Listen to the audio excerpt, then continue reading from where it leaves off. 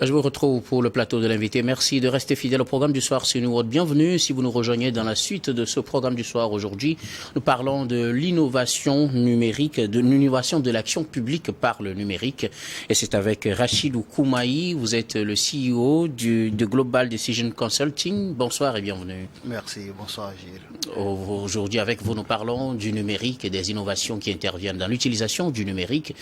D'abord, pour commencer, qu'est-ce qu'on appelle l'économie numérique? Parce que généralement, c'est un thème qui revient ces dernières années. Quand on parle d'innovation numérique, on parle aussi d'économie numérique. Qu'est-ce que c'est? Ouais, en tout cas, c'est une excellente question. Merci beaucoup. C'est une belle question introductive. Donc, l'économie numérique, de façon globale, on fait référence, en tout cas, à toutes les activités économiques. Donc, autour, en tout cas, centrées, donc autour des technologies de communication, de l'information et de communication. Donc en gros, autour des technologies du numérique. Alors c'est un secteur à part entière, qui vraiment est très dynamique. Donc, et qui se caractérise, on va dire, sur trois niveaux de chaîne de valeur. Donc, le premier niveau étant la recherche, le deuxième niveau étant la production, et le troisième niveau, donc, c'est vraiment tout ce qui est service. Et aujourd'hui, le numérique, c'est quand même 5% du PIB mondial. C'est dire que, voilà, donc c'est vraiment le numérique occupe une part très très importante dans la vie aujourd'hui des nations. Et pour continuer, donc justement le numérique non seulement a un impact, non seulement un impact direct en tout cas sur les économies globales, mais également en tout cas elle change vraiment la donne. Donc pour donner un exemple, si vous suivez l'évolution, en tout cas depuis il y a 30 ans, de l'évaluation des entreprises qui sont cotées en bourse, vous allez voir que le changement il est frappant. Donc avant, il y a de cela 30 ans, les grandes entreprises qui sont cotées en bourse, c'est plutôt des entreprises qui sont plutôt des groupes pétroliers, des banques, des assurances. Alors aujourd'hui, les entreprises qui tiennent la tête, en tout cas le haut du pavé de ce classement, donc ce sont des entreprises qui sont issues du digital, donc qui sont issues du monde du numérique. On parle notamment des GAFAM, donc Google, Apple, Amazon, Facebook et consorts. Et donc c'est vraiment voir, ce changement montre clairement que le numérique a pris vraiment le pas, à tel point qu'on parlera très prochainement. On ne pourra pas parler prochainement de l'économie sans parler du numérique. Et c'est ce qu'on appelle l'économie numérique. Alors, comment cette économie numérique redistribue-t-elle les cartes aujourd'hui? Comment redéfinit-elle les stratégies des États, surtout pour les États africains et particulièrement pour le Togo? Parce qu'on sait qu'il y a l'action gouvernementale aujourd'hui se tend vers le numérique. Ça fait partie même de la vision du gouvernement togolais. Comment cela redéfinit-il les cartes au Togo? Alors le digital, comme je le disais tout à l'heure, en tout cas c'est une opportunité pour tous les pays émergents. Donc pour tous les pays émergents, dans la mesure où le digital peut améliorer, donc en tout cas peut nous permettre d'améliorer l'efficacité de l'action publique. Donc améliorer l'efficacité de l'action publique dans quel sens? Dans le sens où on peut digitaliser et transformer carrément la manière dont l'État fonctionne et communique avec ses citoyens. Donc voilà, donc ça passe vraiment par une certaine forme de digitalisation de tout un pan entier des procédures administratives. Et cette digitalisation, elle permet dans un premier temps non seulement de faciliter la vie des citoyens, mais en même temps, elle améliore la performance même des agents de l'État. Ouais. Alors, on parle aussi de l'e-gouvernance, gouvernance par le numérique, je ne sais pas trop, mais qu'est-ce que c'est que l'e-gouvernance? C'est des thématiques sur lesquelles je voudrais qu'on ait quand même une idée avant d'aller dans le fond du sujet. Qu'est-ce que c'est que l'e-gouvernance? Alors, l'e-gouvernance, d'autres parleront de la Digital Nation ou encore la e-administration. C'est tout simplement l'usage de l'outil numérique dans le processus d'administration et de gestion des affaires d'un État. Voilà, donc ça passe par un exemple très marquant.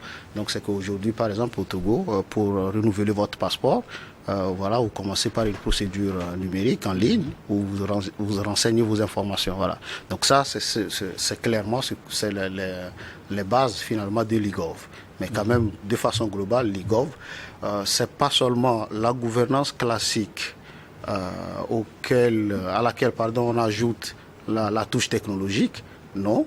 Donc c'est vraiment une transformation vraiment de la manière dont l'État fonctionne et dans la manière dont l'État gère ses ressources et comment elle communique, ou en tout cas comment elle se rapproche de plus en plus avec ses citoyens, de ses citoyens. Voilà. Et quelle est l'importance de l'utilisation de ces outils numériques dans l'administration publique, par exemple? D'accord. Aujourd'hui, la digitalisation des services publics n'est plus un nice to have. Donc c'est vraiment un impératif, je dirais, économique. Et même qui, au-delà même de l'économique, va même au niveau du social. Ouais. Donc l'importance même, la valeur, c'est que déjà dans un premier temps, tout à l'heure comme je le disais, c'est que non seulement ça facilite ça facilite donc la vie des citoyens. Donc par exemple quand on digitalise un service, donc les services digitaux, les services numériques sont donc disponibles, et donc les administrés, en tout cas les citoyens, peuvent faire leur démarche administrative en ligne à n'importe quel moment. Donc c'est un gain de temps énorme. Et aussi pour les administrés, donc ça permet, les agents de l'État, ça leur permet quand même de gagner en performance, parce que justement cette démarche-là manuelle qu'ils allaient faire, en tout cas avant, avec les paperasses, donc aujourd'hui grâce au digital, ça leur permet quand même de gagner en termes de productivité, quoi. Donc ça c'est vraiment sur la partie rapport gouvernement, on va dire État, administration et les citoyens. Mais il n'y a pas que cette dimension. Donc la dimension, elle est aussi macroéconomique. Donc la digitalisation des services publics permet aux États de mieux calibrer, parfois même améliorer le recours, on va dire, à la dette pour financer le développement national. C'est-à-dire, donc ça dit que grâce à la digitalisation des services administratifs, notamment la partie fiscale, gestion fiscale, on peut inventer, en tout cas on peut utiliser de nouvelles méthodes de révalorisation, de calcul du PIB national. Donc, et justement nos recours à ces prêts sont généralement indexés par rapport à la santé économique d'un pays. Et donc justement, grâce au numérique, on sait les recettes, on sait quelle est la santé économique du pays, et ça justement, ça encourage les partenaires à s'engager de façon sereine donc avec l'État. Un exemple, en 2013, le PIB du Nigeria s'est vu doubler carrément. Donc et pourquoi? Justement parce qu'entre-temps, il y a eu pas mal de digitalisation, donc ils sont faits notamment au niveau de la partie administration, en tout cas fiscale. Ouais. Alors, dans d'autres mesures, cela pourrait servir aussi à l'État d'emmagasiner d'autres ressources, peut-être dans la lutte aussi contre la corruption. Comment cela pourra-t-il être possible, ou comment cela pourra-t-il être utile pour l'État? Voilà. On va revenir à l'exemple qu'on a pris tout à l'heure, celui des passeports. Donc aujourd'hui, je disais tout à l'heure que le numérique instaure un certain climat de confiance vis-à-vis des citoyens et le gouvernement. Et cette confiance, justement, elle vient de cette transparence qui naît de façon native, justement parce qu'on a digitalisé les processus. Donc si on revient au passeport, on vous dit le passeport, pour le renouveler, il faut payer 30 000 francs, par exemple. D'accord. Vous allez sur le site pour faire votre demande, c'est 30 000 francs qui est affiché et vous payez 30 000 francs. Et donc là, ce paiement, il est tracé, et là, l'État est sûr, en tout cas le gouvernement est sûr, l'administration publique, est sûr que ces fonds donc, vont justement là où on les attendait. Ouais. Donc déjà, rien qu'en utilisant ces moyens-là de paiement aujourd'hui qu'on a à disposition, les paiements mobiles, voilà, donc c'est déjà un bon élément qui permet donc de garantir cette transparence et donc de lutter un peu contre la corruption. Alors, vous êtes responsable d'un cabinet conseil en stratégie et data, transformation digitale. Qu'est-ce que vous faites concrètement dans ce domaine du numérique? Alors, dans le domaine, nous, actuellement, on s'est spécialisé sur 3 éléments. Donc le premier élément, donc c'est vraiment la stratégie, donc la stratégie data des entreprises, voire des gouvernements et même des ONG. Donc qu'est-ce que c'est que la stratégie data? Donc la stratégie data, tout simplement, c'est que nous venons en tout cas vous montrer comment utiliser le potentiel que représentent vos données et les transformer en un actif stratégique. Et cet actif stratégique, il a un seul but, donc c'est de vous éclairer dans vos prises de décision. Voilà, donc ça c'est notre premier, on va dire notre première offre en tant que cabinet de conseil. Notre second offre, c'est vraiment dans l'implémentation de ces solutions-là. Donc on aide aussi les entreprises à implémenter les solutions qu'on appelle des solutions analytics, même de l'IA. Justement, et puis voilà, donc on est dans cette démarche-là d'implémentation aussi en deuxième niveau. En troisième niveau, vous savez, la plupart des freins, en tout cas on va dire dans les entreprises, c'est l'humain. Donc, et justement, il faut un accompagnement au niveau de l'humain, et donc nous proposons un service qui s'appelle conduite de changement. Et ce conduite de changement, justement, c'est ça qui nous permet, en tout cas, de faciliter l'adoption des digitales ou même des pratiques data au sein d'une entreprise ou au sein d'une organisation, quelle qu'elle soit. Alors, l'utilisation du numérique dans les administrations, peut-être même pour publics que privés, ouais. Où en sommes-nous de façon générale en Afrique? Parce que quand on parle d'innovation technologique, on pense généralement aux pays de l'Occident, on pense à l'Europe par exemple, on pense à la France, on pense aux États-Unis. Où en sommes-nous en Afrique en matière d'utilisation du numérique? Alors, où en sommes-nous? Donc là, il y a un indice que l'ONU fait calculer chaque année qui s'appelle EDI. Donc c'est un index qui calcule un peu la maturité de l'e-gouvernance dans les pays. Okay. Et bon, le constat il est quand même clair, c'est que l'Afrique aujourd'hui globalement, nous sommes très clairement, on n'est pas les premiers de la classe. Mais quand même, il faut reconnaître quelque chose. Il faut reconnaître qu'aujourd'hui, tous nos États, en tout cas en Afrique, voilà, tous nos États sont conscients du digital et plusieurs chantiers sont vraiment lancés. Donc plusieurs chantiers sont lancés. Et dans tous les pays, surtout en Afrique de l'Ouest, on commence à annoncer des data centers qui arrivent. Au moins les institutions commencent à se doter des lois, justement pour tout ce qui est commerce électronique, pour tout ce qui est protection des données à caractère personnel. Donc justement, nos pays sont très conscients et il y a plein d'avancées qui sont en train d'être faites. Et coronavirus, par exemple, est venu exacerber, on va dire, cette volonté-là d'aller vers le digital. Et au Togo, par exemple, on a vu émerger très rapidement certaines solutions voilà, qui ont prouvé que l'Afrique pouvait être résiliente. L'exemple de Novici, donc le programme Novici, donc c'est un programme qui a permis à l'État togolais de venir massivement en aide aux populations qui ont été touchées, ou en tout cas qui sont directement touchées par les mesures drastiques qu'on a connues lors de la crise de coronavirus. Et ça, c'est grâce au digital. Donc on a pu intégrer, ou en tout cas à avoir accès direct à ces foyers-là pour pouvoir les aider. Donc ça, et justement, même dans cette période-là, il y a eu une autre plateforme qui permettait, en tout cas, à tous ceux qui veulent se déplacer vers le Togo ou qui veulent quitter le Togo, donc d'une plateforme qui s'appelle togovoyage.com, où on pouvait faire directement des formalités pré-administratives, et ce qui justement donne vraiment le temps à notre équipe ici, à nos équipes ici au Togo de pouvoir mieux s'organiser, et ça c'est vraiment un gain de temps. Et aujourd'hui la feuille de route nationale elle est très claire, donc en tout cas on va plus vers le numérique. Aujourd'hui au moins sur notre portail en termes de procédures administratives, on avoisine déjà les 208 procédures qui sont répertoriées, d'autres digitalisées, d'autres en cours de digitalisation. Voilà, donc ça montre quand même qu'il y a un effort. Et aussi, tout à l'heure, j'ai parlé de l'index, donc il nous mettait un peu à la queue. Mais il faut remarquer que cet index, en tout cas, on a gagné 4%. Donc, en tout cas, on a fait une croissance quand même de 4%, toujours par rapport à cet index-là, donc entre 2020 et 2021.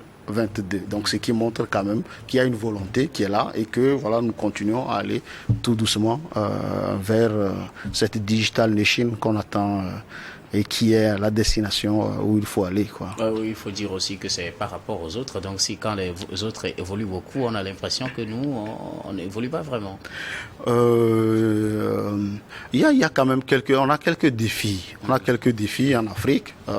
Les défis qui sont, on va dire un peu. Quels sont ces défis-là? Voilà. Alors, enfin, cette digital nation-là, pour y arriver, c'est tout un parcours. Et sur ce parcours, il y a plusieurs défis qu'on va devoir relever. Le premier défi pour moi, en tout cas à mon sens, donc c'est le défi énergétique. Ouais, donc, qu'est-ce que j'entends par le défi énergétique? Permettez-moi de vous raconter un peu une petite histoire que moi-même j'ai vécue ici en tant qu'entrepreneur à Lomé. Ça devait être, je pense, c'était en 2015. Donc j'avais monté ici au Togo une unité de développement logiciel. Et donc avec mon équipe, on avait développé une solution innovante de transfert d'argent. D'accord. Un client potentiel était très intéressé par la solution et donc il nous a invités pour faire une démonstration grandeur nature dans ces locaux. Ok. Mes équipes et moi, on se prépare. On s'est dit, bon, d'accord, on n'est pas totalement prêt, mais quand même, il faut y aller. Voilà. Et on s'organise, on s'active. Et en ad hoc, on a organisé notre séance de démo. Donc, voilà, lorsqu'on a organisé la séance de démo, déjà dans la salle, franchement, il y avait quand même une atmosphère d'excitation. Et puis, bon, voilà, tout le monde attendait le résultat. Est-ce que ça va marcher? Est-ce que ça va pas marcher? Et là, comme pour donner un coup d'envoi, je me tourne vers mon collègue, je dis ça, moi, envoie le premier SMS. Là, il envoie le SMS et là, le blackout. Donc, il y a eu coupure d'électricité. Ouais. Et donc, et la suite, bon, voilà, quoi. Donc, tout ceci pour dire que nous ne pouvons pas, ou nous ne pourrions pas aller vers une digitalisation responsable, en tout cas pérenne, et voire même souveraine, qui apportera vraiment ses fruits sans relever le défi du numérique. Et d'ailleurs, je vais juste faire un petit... une digression. Lors de la COP 28, qui s'est tenue à Dubaï, là, tout à l'heure, enfin tout récemment, à la sortie, les résolutions sont claires. C'est-à-dire que nous devons aller plus vers les énergies renouvelables. Et tenez-vous bien, aujourd'hui, je pense quand même qu'il y a eu plein de promesses et il y a des dispositifs de financement qui ont été mis en place, notamment liés au carbone. Okay. Donc, je pense que c'est une opportunité que nos États ne doivent pas rater. C'est-à-dire qu'on va faire d'une pierre deux coups. Non seulement on va aller vers tout ce qui est renouvelable de façon facile. Pourquoi? Parce que nous n'avons pas un legacy trop, on va dire, contraignant. Donc nous pouvons aller très facilement vers les énergies renouvelables grâce à ces dispositifs-là de financement. Et en même temps, justement, parce que l'énergie est un challenge que nous devons relever pour aller vers le numérique. Donc on fait d'une pierre deux coups. Voilà. Donc le second défi, c'est, on va dire, tout ce qui est plateforme. Donc tout ce qui est plateforme, tout ce qui est infrastructure, donc infrastructure numérique. Voilà. Donc, en quoi cela constitue-t-il un défi? Voilà. Donc les défis en termes d'infrastructure numérique, ça veut dire quoi? Ça veut dire avoir l'accès à Internet de haut débit. Donc et sur ce plan, on peut être fier. Nous, en tout cas, on est sur la bonne voie. Voilà. Donc aujourd'hui, le taux de pénétration d'Internet à Lomé, enfin au Togo de façon générale, il est énorme. Donc on est dans les 78%. Donc ça, c'est ce qui n'est pas mal. Donc l'accès au haut débit, voilà, avoir des clouds. Donc des services cloud souverains, donc les clouds, on va dire privés, donc qui sont à 100% gérés par nous, de façon autonome par nos nations, quoi. Ouais. Donc c'est en ça que consiste le défi. Et le défi, on peut le relever grâce à des financements bien ciblés et des stratégies bien adaptées. Dans les innovations numériques, on parle aussi de souveraineté numérique. Qu'est-ce que c'est, souveraineté numérique? Alors là, bon, quand on parle de souveraineté internationale, on parle d'indépendance, on parle de souveraineté économique, d'accord, mais souveraineté numérique, qu'est-ce que c'est? Alors, la souveraineté numérique, elle n'est pas trop décorrélée de tout ce que vous venez de dire. Au début, l'État que nous concevons aujourd'hui, on va dire, c'est des conceptions que nous avons eues à une autre époque, donc à l'époque où le numérique n'existait pas. Ouais, donc à ce moment-là, on ne parlait pas de souveraineté numérique justement parce que l'État on n'allait pas justement vers la digital nation. Donc aujourd'hui, et les gouvernements, et les sociétés civiles, et les citoyens, on passe le plus clairement de notre temps en ligne. Voilà, les activités économiques, c'est en ligne, nos interactions sociales, c'est vraiment en ligne. Donc là, on se pose donc la question de souveraineté numérique. Qu'est-ce que c'est? Donc finalement, la souveraineté numérique, c'est la capacité d'un État à gérer et à protéger son infrastructure numérique et ses données de façon autonome. Donc c'est-à-dire tout en dépendant le minimum possible, on va dire aux technologies ou aux recours étrangers. Voilà, donc c'est un peu ça. Cela va relancer la question de la protection des données personnelles. Parce que est-ce qu'aujourd'hui nous sommes numériquement souverains? Est-ce que nos données numériques ne risquent pas un jour de s'exposer à d'autres personnes qui ne devraient pas les avoir? C'est autant de questions qu'on se pose aujourd'hui à l'ère du numérique. Je suis d'accord, je suis entièrement d'accord avec vous. La question c'est justement ça, en fait, la question de la souveraineté numérique. Voilà, la question de la souveraineté numérique, justement. Où en sommes-nous avec nos États aujourd'hui? Parlons du Togo. Est-ce que le Togo assure la protection de nos données en matière de numérique? Ok. Avant de répondre à cette question, je reviens un peu. Je disais tout à l'heure que la notion de souveraineté, en fait, elle est très importante pour nos États pour deux raisons. Donc la première raison, c'est qu'elle relève directement de la sécurité nationale. Elle relève de la sécurité nationale. Pourquoi? Parce que quand vous avez des systèmes numériques qui sont mal gérés ou qui ne sont pas trop bien protégés, c'est qu'on s'ouvre à des risques d'espionnage, à des risques de cyberattaque. Donc ça veut dire quoi? Ça veut dire que nous divulguons nos données. Voilà. Donc ça veut dire qu'on est emprunt finalement à des influences externes. Voilà, d'où la notion de souveraineté. Donc le deuxième point, il est économique. Donc ça dit que le point économique, c'est quoi? Donc quand on n'a pas mis à disposition des éléments qui nous permettent d'être souverains sur le plan numérique, c'est que tout à l'heure j'ai parlé des données. Les données, en fait, c'est vraiment ça le capital. Vous voyez, donc là, les actifs ne sont plus des actifs physiques, mais progressivement, on tend vers des actifs qui sont des actifs virtuels, des actifs numériques. Et donc, ces actifs-là, c'est des actifs qui déterminent, en tout cas, qui donnent quand même un ton sur comment une société est gérée, sur comment quelle est la composition, quelle est la vie d'une société. Et donc, un État qui maîtrise toutes ces informations, un État qui maîtrise et qui gère de façon exclusive ces données est à même justement de développer une économie locale prospère sans forcément subir trop d'influence, on va dire, internationale drainée un peu par la mondialisation. Voilà, donc au Togo, pour revenir à votre question, donc on a des lois. Il y a une loi qui a été votée, je crois, en 2000, ça doit être en 2020, je pense, en tout cas avant Covid, si j'ai bonne mémoire. Donc c'est des textes de loi justement qui permettent de cadrer un peu l'usage des données à caractère personnel, un peu comme en Europe. La loi sur les données numériques, les données personnelles. Les données, voilà. Ouais.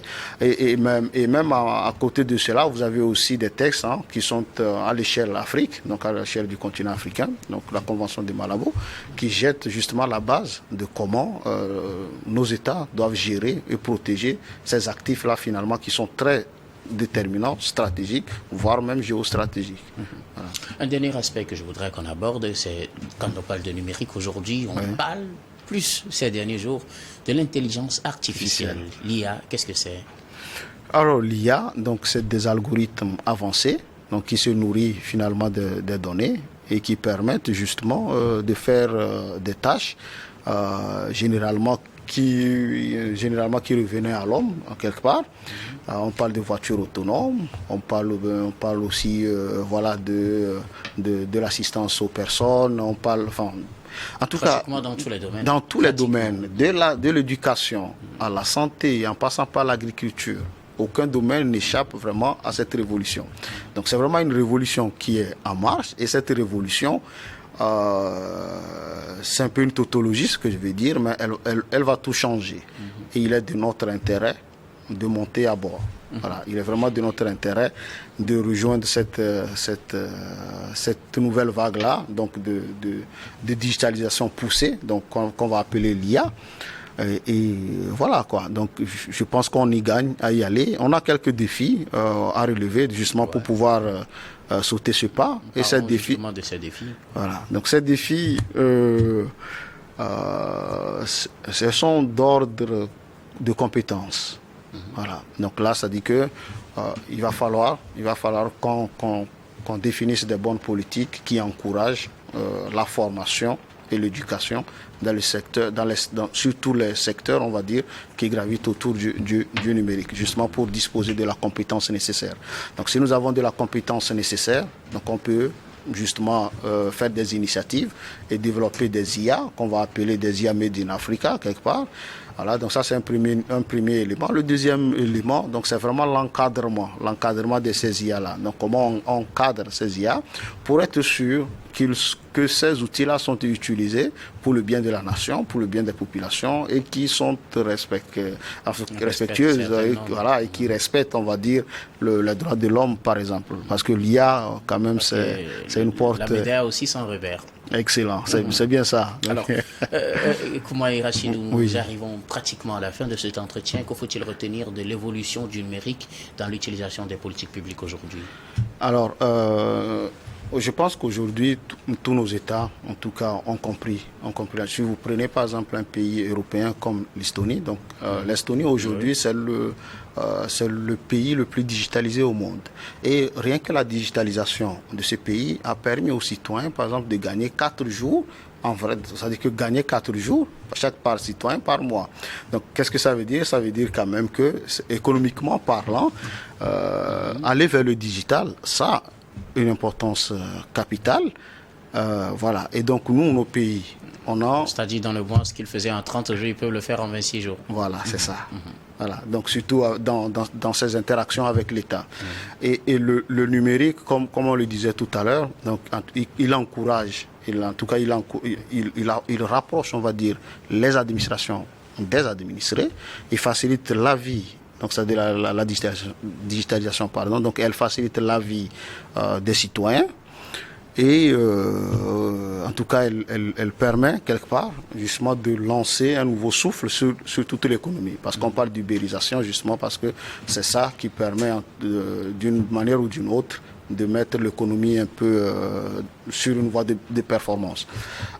Et donc, ça passe par quoi? Ça passe par, comme je le disais tout à l'heure, par encourager la politique publique au niveau de l'éducation, encourager un peu la mise en place de ces plateformes-là et de ces infrastructures dont j'ai parlé tout à l'heure, mais de façon souveraine. On parle du cloud souverain. Donc aller vers ces initiatives-là, et c'est ça qui nous permettra justement de tirer pleinement parti de tout ce qui est révolution digitale. Voilà. Merci beaucoup. À vous, Rachidou Koumaï, CEO de Global Decision Consulting. Merci beaucoup d'avoir répondu à nos questions. Merci également à vous, très chers téléspectateurs, de nous avoir suivis. C'est la fin de ce numéro de l'invité. Je vous retrouve tout de suite dans la suite du programme du soir sur New World, et ce sera d'un regard croisé.